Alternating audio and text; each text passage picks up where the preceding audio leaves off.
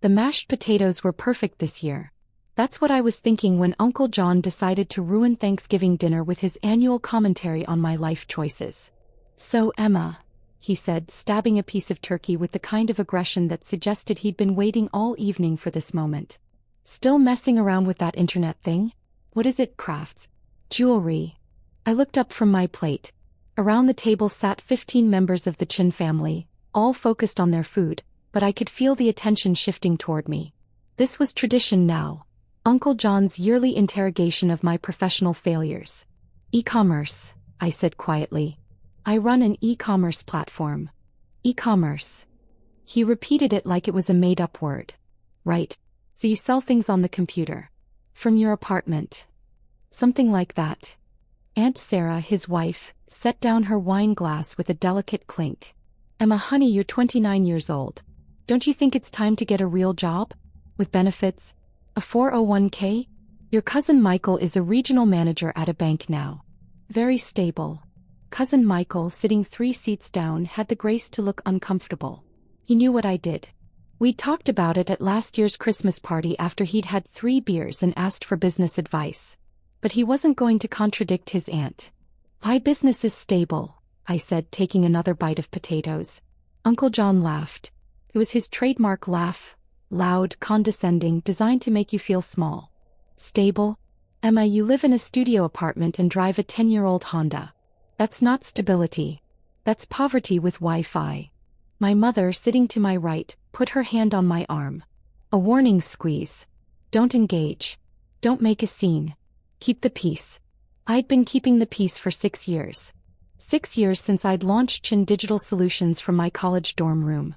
6 years since I'd turned a simple dropshipping website into a multi-platform e-commerce empire. 6 years since I'd quietly acquired a real estate portfolio that included 4 shopping centers, 2 office buildings, and a regional mall in the suburbs. The same mall where Uncle John had leased his flagship sporting goods store for the past 3 years. But my family didn't know any of that. They thought I was struggling. They thought I sold handmade bracelets on Etsy or something equally quaint and unprofitable. I'd never corrected them because honestly, what was the point? Uncle John had decided who I was the day I'd turned down a job at his friend's insurance company to waste time on the internet. "Emma," my grandmother said from the head of the table, her voice gentle but worried. "Your uncle has a point, dear. The internet is so unstable. What if something happens to your little shop? You need security." "I have security, Grandma." Uncle John snorted. "Security? You rent a studio apartment above a nail salon. You don't even have a car payment because your car is older than some of my employees' kids." Aunt Sarah leaned in, her expression dripping with practiced sympathy. "We're just concerned, Emma. You're not getting any younger. What happens when you want to buy a house? Start a family? No bank will give you a mortgage based on internet sales." My phone buzzed in my pocket. I ignored it. "I appreciate the concern," I said, my voice perfectly level. "But I'm doing fine." "Fine." Uncle John was warming up now. He'd had 3 glasses of wine and his favorite topic, other people's failures, was on the table. "Emma, let me tell you something about the real world. I've been in retail for 25 years. I know what real business looks like. It's brick and mortar. It's inventory you can touch. It's customers who walk through a door. Your little website hobby isn't business. It's a side hustle at best." My phone buzzed again. Then again. "Excuse me," I said, standing up. "I need to take this." I walked out of the dining room into my parents' backyard, the November cold biting through my sweater. 3 missed calls from David Reeves, my property manager. 2 texts. "David, Emma, urgent. We need to discuss the Riverside Mall situation." "David, the acquisition finalized. Previous owners' leases are up for review. Several require immediate attention." I called him back. "David, it's Emma.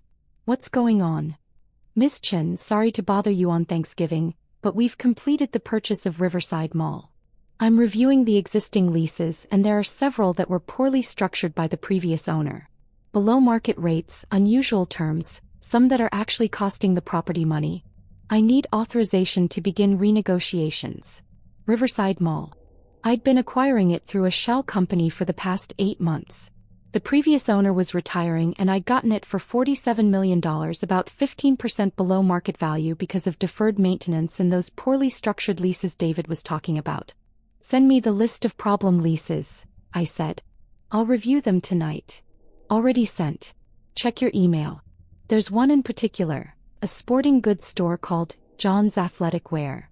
The owner is paying about 40% below current market rate for his square footage. And the lease terms include a maintenance waiver that's costing us about $180,000 annually. The lease is up for renewal in 60 days. I'd recommend we either renegotiate to market rate or decline renewal. My stomach dropped. John's Athletic Wear. Uncle John's store. Send me all the documentation, I said quietly. Every detail. I'll let you know how to proceed. Understood. Sorry again for the holiday interruption. It's fine. Thanks, David. I stood in the cold for 5 minutes, watching my breath create clouds in the November air. Uncle John's store. Of course. The universe had a sense of humor. When I walked back inside, dinner had moved on to dessert. Uncle John was holding court about his business success. Expanded to 12,000 square feet last year, he was saying. Best location in Riverside Mall. Prime foot traffic. The old owner gave me an excellent deal because he recognized quality tenants. Not everyone can negotiate like I can. Aunt Sarah nodded proudly. John has such a head for business. Maybe you should ask him for advice, Emma. About running a real operation. I sat down and accepted the slice of pumpkin pie my mother handed me. Maybe, I said. Uncle John leaned back in his chair, expansive with wine and self-satisfaction. I'm serious, Emma. You want to learn about real business? Come work for me. I could use someone to handle my online presence. Social media, website updates, that kind of thing. It's not real work, but it would give you experience in a legitimate business environment. I'd pay you, let's say $15 an hour. Around the table, several relatives nodded approvingly. What a generous offer. What a kind uncle. I'll think about it, I said, eating my pie. My younger sister Maya, the only person in the family who knew the truth about my business, caught my eye from across the table. She looked like she wanted to scream. I gave her a tiny head shake. Not yet. The evening dragged on. Uncle John had several more drinks. His commentary expanded from my failures to include a general dissertation on kids these days, and their refusal to understand real work. Everything's an app now, he complained. Everything's online. No one wants to work with their hands anymore. No one wants to build something real.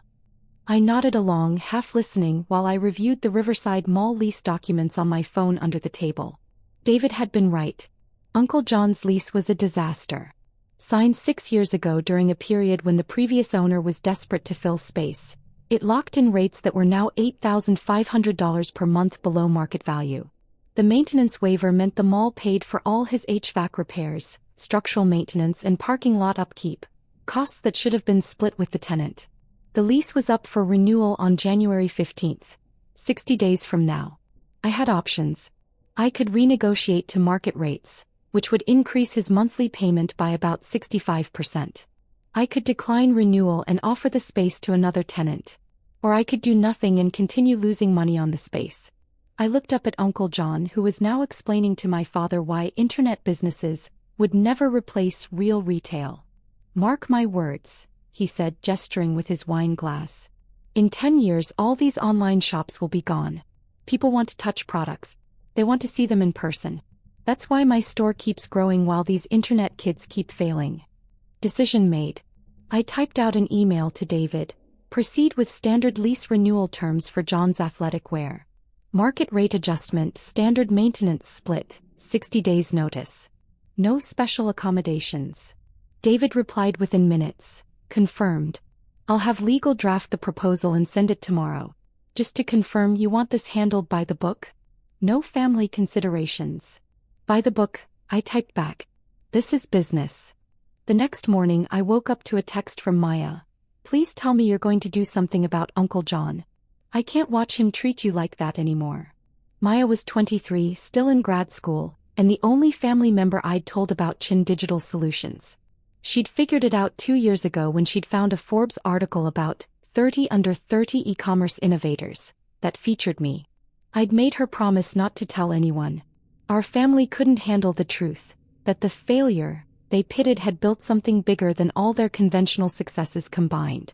Something's already in motion, I replied. Just wait. Cryptic. I like it. Thanksgiving Part 2 is at Uncle John's house next month. Are you going? The post-Thanksgiving gathering. Another tradition. Uncle John and Aunt Sarah hosted a second celebration at their house the weekend after Thanksgiving. Bigger than the actual holiday. More family, more food, more opportunities for Uncle John to demonstrate his success. Wouldn't miss it, I typed back. Over the next 3 weeks, I watched from a distance as events unfolded. David sent the lease renewal proposal to John's Athletic where on November 27th. Standard terms. Market rate rent of $14,200 per month, up from his current $8,500. Standard maintenance splits. 2-year term with a 3% annual increase. According to David's reports, Uncle John called the mall office 17 times in the first week. He wanted to speak to the owner. He wanted to negotiate. He wanted to understand why his sweetheart deal wasn't being honored. David's assistant told him the same thing each time. The property is under new ownership. All leases are being standardized to market rates. You have until January 15th to accept or vacate. Uncle John apparently didn't believe it could happen. I watched his social media posts grow increasingly frantic. First, it was confident, dealing with some new landlord issues at the store, but don't worry, I've been in business too long to let some corporate bean counter push me around. Then concerned, the new mall ownership is trying to increase my rent by 70%. This is what's wrong with corporate greed. Small businesses like mine built this community. Then desperate, if anyone knows who bought Riverside Mall, please reach out. I need to speak with someone reasonable. This rent increase will destroy my business. I didn't respond. I didn't engage. I simply monitored the situation while running my actual business, Chin Digital Solutions, which had processed $340 million in transactions this quarter across our various platforms. The post-Thanksgiving gathering arrived on December 18th. Uncle John and Aunt Sarah's house was decorated like a winter wonderland. Lights everywhere. A catering company handling the food. A bartender mixing drinks in their expansive kitchen. I arrived in my 10-year-old Honda, wearing a sweater I'd bought from Target. Maya met me at the door. "This is going to be interesting," she whispered. "Uncle John's been freaking out about his lease. He's convinced the new mall owner is personally targeting him." "Is he here?" "In the living room. Holding court. Third drink already." I found him exactly where Maya said, surrounded by relatives, explaining his persecution at the hands of corporate greed. "Faceless corporation," he was saying. "Some investment group from out of state. They don't care about local businesses. They don't care about the jobs I've created. They just see numbers on a spreadsheet." Aunt Sarah, standing beside him, looked worried for the first time since I'd known her. The confidence was cracked. "Can you fight it?" my father asked. "I'm trying. I've called everyone I know in commercial real estate. No one can tell me who actually owns the property. It's buried in LLCs and holding companies. But I'm not giving up. I built that store from nothing. I'm not letting some corporate raider destroy it." I accepted a glass of wine from a passing server and found a seat near the fireplace. The evening progressed. Dinner was served. Uncle John drank more, talked more, his anger at the mysterious mall owner growing with each glass. "Probably some tech bro," he spat. "Some kid who made money in apps and thinks he understands real estate. These people have no respect for established businesses. No understanding of what it takes to build something real." My phone buzzed. "David, Miss Chin, John's Athletic where has requested a meeting with ownership. They've indicated they want to negotiate. How do you want to proceed?" I typed back, "Schedule a meeting for Monday, December 20th, 10 a.m. I'll attend personally." "You're attending? That's unusual. This one's personal. Don't tell them who the owner is. Just say a representative will be there." "Understood." I set my phone down and found Uncle John staring at me.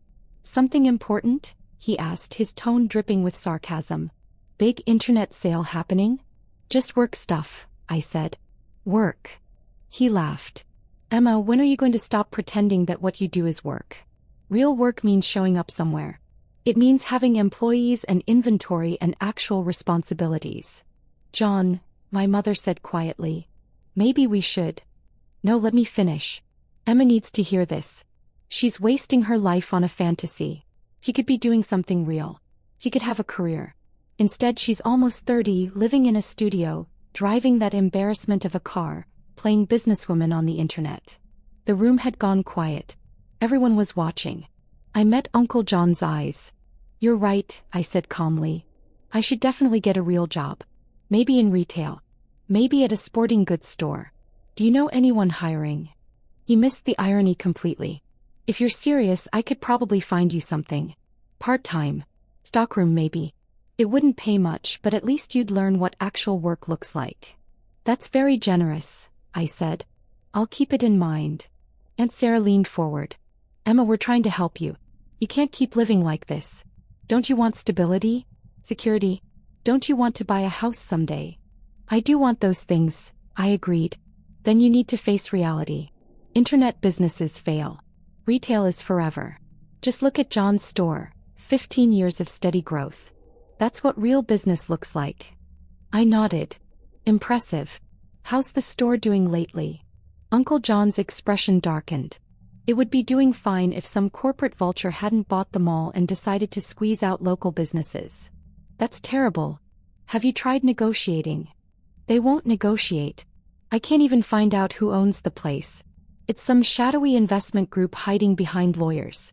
I've got a meeting Monday with some representative, but I'm not optimistic. These corporate types don't care about anything except profit. Maybe the representative will be reasonable, I offered. Doubtful. These people don't understand retail. They don't understand relationships. They just see dollar signs. He drained his wine glass. But I'm not going down without a fight. I've built something real. Something that matters. That's more than most people can say. He looked directly at me when he said it. I smiled. You're absolutely right, Uncle John. You've built something real. I hope Monday's meeting goes well. That weekend dragged. Maya called me Saturday night. Please tell me you're the one who bought the mall, she said without preamble. Why would you think that? Because you're being too calm. You're never this calm when Uncle John goes off on you. Are you going to his meeting Monday? Maybe. Emma Chin, are you seriously going to reveal yourself as his landlord? I'm seriously going to attend a business meeting. Oh my God. Can I come watch? Absolutely not. This is unfair. I've watched him trash you for 6 years. I deserve to see his face when he realizes. Maya, this isn't about revenge. It's a little about revenge. It's about business. His lease terms were unsustainable. Any new owner would have renegotiated. But you're not any new owner. You're his niece. The one he's been calling a failure for years. I didn't respond. Emma, please. Just tell me what you're going to do. I'm going to run my business professionally. That's all. Monday morning arrived cold and clear. I dressed carefully, business suit, heels, the kind of outfit I wore for important investor meetings. My hair was pulled back. I wore the diamond earrings I'd bought myself after my company's first $100 million year. I drove to Riverside Mall in my Honda, parked in a distant spot and walked to the management office. David met me at the entrance. Miss Chin, everything's ready. Conference room B. They arrived 10 minutes ago. John Chin and his lawyer. His lawyer. Small firm. Local guy. Seems relatively competent. Good. Let's not keep them waiting. David led me down a corridor to a conference room. Through the glass wall, I could see Uncle John pacing, his lawyer seated at the table reviewing documents. Aunt Sarah was there too, sitting in the corner, her hands clasped tightly. I paused outside the door. Took a breath. David looked at me. Are you sure about this? He asked quietly. Completely sure. It's going to be complicated. Family and business don't mix well. They shouldn't have mixed business and family in the first place. I opened the door. Uncle John turned, his expression already arranged for confrontation. He looked at me, looked confused, then looked annoyed. Emma, what are you doing here? We're in a meeting. I know. I'm your meeting. He stared. What? I walked to the head of the table and set down my portfolio. David closed the door and stood beside it. Mr. Chin, I said formally. Thank you for coming.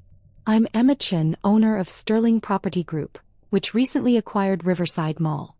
I understand you have concerns about your lease renewal terms. The color drained from Uncle John's face. His lawyer looked between us, sensing a complication. Aunt Sarah made a small sound in the corner. That's not funny, Emma, Uncle John finally said. Seriously, where's the actual owner? Is this a joke? I pulled out my tablet and opened a file. This is the purchase agreement for Riverside Mall, finalized November 25th. Sterling Property Group, which I own, acquired the property for $47 million. David Reeves, standing by the door, is my property manager. This is not a joke. Uncle John sat down hard. That's impossible. You don't have $47 million. You sell things on the internet from a studio apartment. I run Chin Digital Solutions, a multi-platform e-commerce company that processed $340 million in transactions last quarter. The studio apartment is a rental I keep for convenience. I actually own a penthouse downtown, but I've never felt the need to correct anyone's assumptions about my living situation. His lawyer cleared his throat. Miss Chin, if you're indeed the property owner, we should discuss. We'll get to that, I said. But first I want to address something. Uncle John, you've spent 6 years telling me I don't have a real business. That I'm wasting my life. That I need to learn what actual work looks like. You offered me a part-time stockroom position 3 days ago because you felt sorry for me. Emma, I didn't know. You didn't know because you never asked. None of you did. You assumed I was failing because I didn't fit your definition of success. Because I drove an old car and wore Target clothes and didn't brag about my accomplishments. Aunt Sarah found her voice. Emma, if we had known. If you had known, you would have treated me differently. But you shouldn't need to know someone's net worth to treat them with respect. Uncle John's lawyer tried again. Perhaps we should focus on the lease terms. The lease terms are non-negotiable, I said, pulling out a document. Your current lease is $8,500 per month with a maintenance waiver. Market rate for your square footage is $14,200 with standard maintenance splits. Those are the renewal terms. You have until January 15th to accept or vacate. Uncle John stood up. You can't do this. I'm family. Exactly. Your family. For 6 years, family has mocked my career. My choices. My life. And now family wants special treatment in a business deal. Emma, please. That rent increase will destroy me. My margins are already tight. I can't afford. You can't afford it because you've been operating on artificially low rent for 6 years. You've been building your business on terms that were never sustainable. That's not my fault. His lawyer jumped in. Miss Chin, surely we can negotiate something. A gradual increase, perhaps? Phasing in the new rate over time. I considered it. I'd already discussed this possibility with David. It was the reasonable solution. The professional solution. But I looked at Uncle John, at his desperate expression, and I remembered Thanksgiving dinner. The laughter.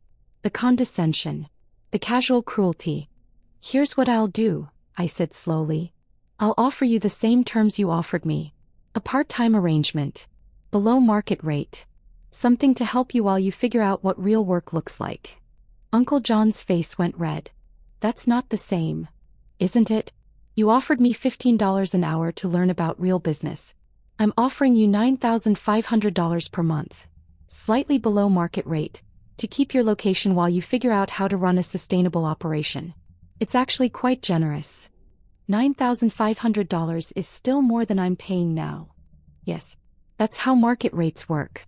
The property was undervalued. Values change. Businesses adapt or close. Aunt Sarah stood up.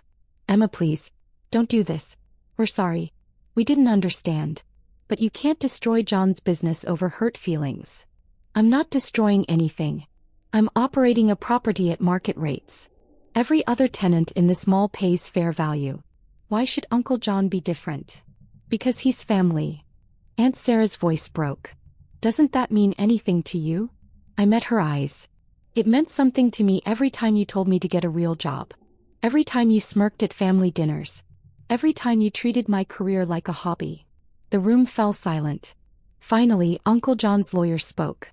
Miss Chin, what would it take for you to reconsider? There must be some arrangement. My phone buzzed. I glanced at it. David had sent a message. 2 other retailers have inquired about the athletic wear space. Both solid credit. Both willing to pay full market rate. I looked up at Uncle John. At his desperate expression. At Aunt Sarah's tears. And I realized I didn't want revenge. I wanted something else entirely. Here's my final offer, I said. I'll phase in the rent increase over 12 months. $9,500 per month for the first quarter. $11,000 for the second. $12,500 for the third. Full market rate of $14,200 starting in month 13. Standard maintenance splits begin immediately. Take it or leave it. Uncle John's lawyer did quick math on his notepad. That's actually reasonable. John, you could work with this. Uncle John looked at me. Really looked at me, maybe for the first time in years. Why? He asked. Why are you doing this? Because unlike you, I don't mix family with business. This is a business decision. The phased increase gives you time to adjust while ensuring my property operates at market rate. It's fair. Fair, he repeated. After what I said. What you said was cruel. But I'm not running a property management company to teach you lessons. I'm running it to make money. This deal makes money while giving you a chance to adapt. That's business. His lawyer pushed the documents across the table. I recommend you accept, John. Uncle John stared at the papers for a long moment. Then he picked up a pen and signed. Thank you, he said quietly. Don't thank me. Pay your rent on time. I gathered my materials and stood. David opened the door. Emma, Aunt Sarah said as I reached the exit. We really are sorry. About everything. I turned back. I believe you. But being sorry doesn't change 6 years of behavior. It just means you feel bad now that you know the truth. What can we do? Treat people with respect regardless of what you think they've achieved. That's all anyone wants. I left the conference room. David followed me to the parking lot. That was remarkably restrained, he said. Was it? I expected more drama. More revelation. You just conducted a business meeting. That's because it is business. Uncle John's behavior was personal, but my response doesn't have to be. The family's going to talk. They always do. I drove back to my penthouse, changed into comfortable clothes, and spent the afternoon working on Q4 strategy for Chin Digital Solutions. My phone exploded with messages around 4 p.m. Maya, Uncle John just called Dad. Everyone knows. Mom is freaking out. Maya, Dad wants to talk to you. He's confused. Mom is crying. Christina is laughing. Maya, I'm laughing too, for the record. This is the best day of my life. My mother called. I let it go to voicemail. My father called. Cousin Michael texted, Emma, I need to apologize. I've known about your company for a year and never said anything to defend you. I'm sorry. My grandmother called. I answered that one. Emma, is it true? You own buildings. Several buildings, Grandma. And you're successful? Very. Then why didn't you tell us? Would you have believed me if I had? Silence. Then a sad laugh. Probably not. Your uncle has been calling everyone. He's very upset. I imagine he is. He says you're making him pay more rent. Market rate rent. Yes. He says it's revenge. It's business. Emma, dear, can I give you some advice? Of course. Your uncle is a proud man. A foolish proud man, but proud nonetheless. He's going to struggle with this. With knowing you're more successful than he is. With knowing he misjudged you so completely. That's his problem, Grandma. It is. But he's still family. Don't let his foolishness make you cruel. I'm not being cruel. I'm being fair. I know. That's why I'm proud of you. But Emma, don't become so good at business that you forget how to be good at family. After we hung up, I sat on my balcony watching the city lights. The sun had set. The December cold was sharp. My phone rang again. Uncle John. I almost didn't answer. But Grandma's words lingered. Hello. Emma. His voice was rough. I need to say something. Okay. I was wrong. About everything. Your business. Your choices. The way I treated you. I was completely wrong. Yes, you were. I don't have an excuse. I thought I knew what success looked like, and when you didn't fit that picture, I decided you were failing. I never considered that maybe my picture was too small. I said nothing. I'm sorry, he continued. Really sorry. Not because you own my building, although that's certainly motivating, but because I hurt you. Repeatedly. For years. That's not who I want to be. Thank you for saying that.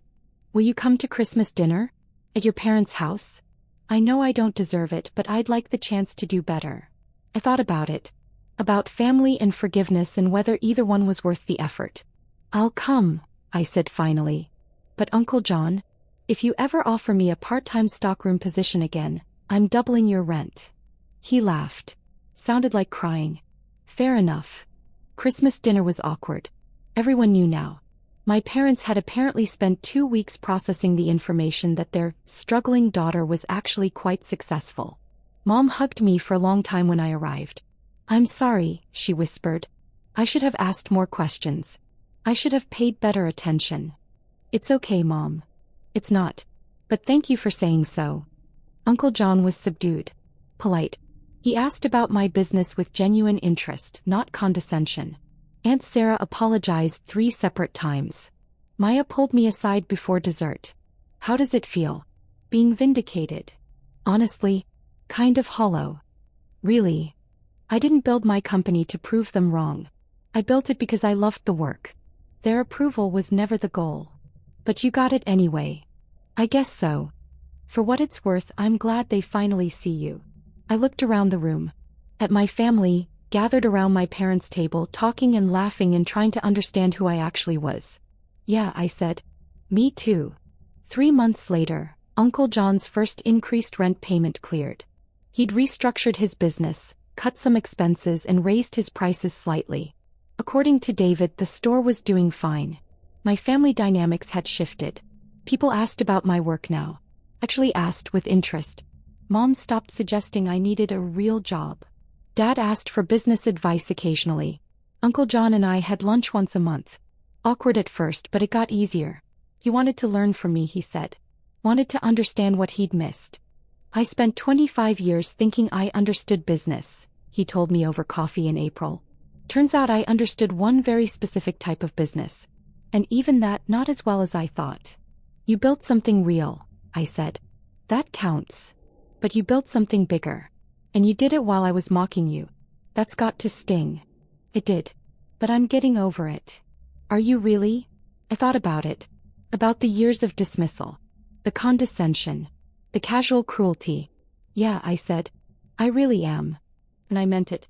6 years of being underestimated had taught me something valuable. Success doesn't require anyone's approval. It doesn't need to be loud or visible or validated by people who don't understand it. It just needs to be real.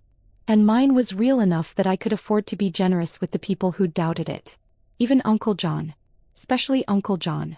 Because at the end of the day, I hadn't built Chin Digital Solutions to prove him wrong. I'd built it because I knew I was right. And that was enough. My phone buzzed. David, Miss Chin, we have an opportunity to acquire another property. Strip mall in Westfield. Interested?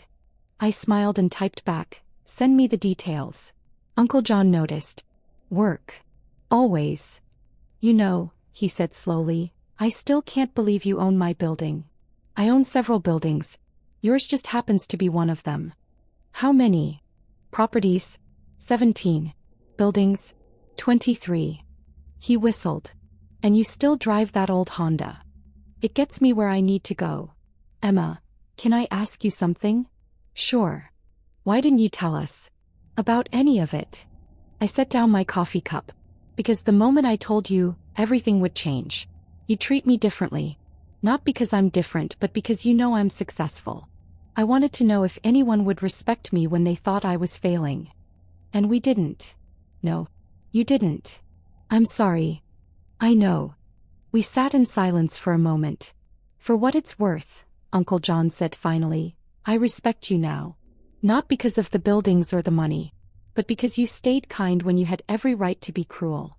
Thanks, Uncle John. Call me John. I think I've lost the right to Uncle for a while. I smiled. I'll stick with Uncle John. It's tradition. Tradition, he repeated. Like Thanksgiving dinner? Exactly like that. Are you coming this year? Wouldn't miss it. Think you'll tell everyone about your latest acquisition? Probably not. Why not? I stood gathering my things. Because success doesn't need an audience, Uncle John. It just needs to be real. He watched me go, shaking his head. Your grandmother was right about you. What did she say? That you were always the smartest one in the family. We just couldn't see it because we weren't looking. I walked out into the spring sunshine, climbed into my 10-year-old Honda and drove to my next meeting. Behind me, Uncle John's athletic wear stood in my mall paying market rate rent, finally operating on terms that made sense. And I felt something I hadn't expected to feel. Not vindication. Not triumph. Just peace. The quiet satisfaction of knowing that I'd done it right. Built something real. Stayed true to myself. And proved that success doesn't need to be loud to be legitimate. It just needs to be yours.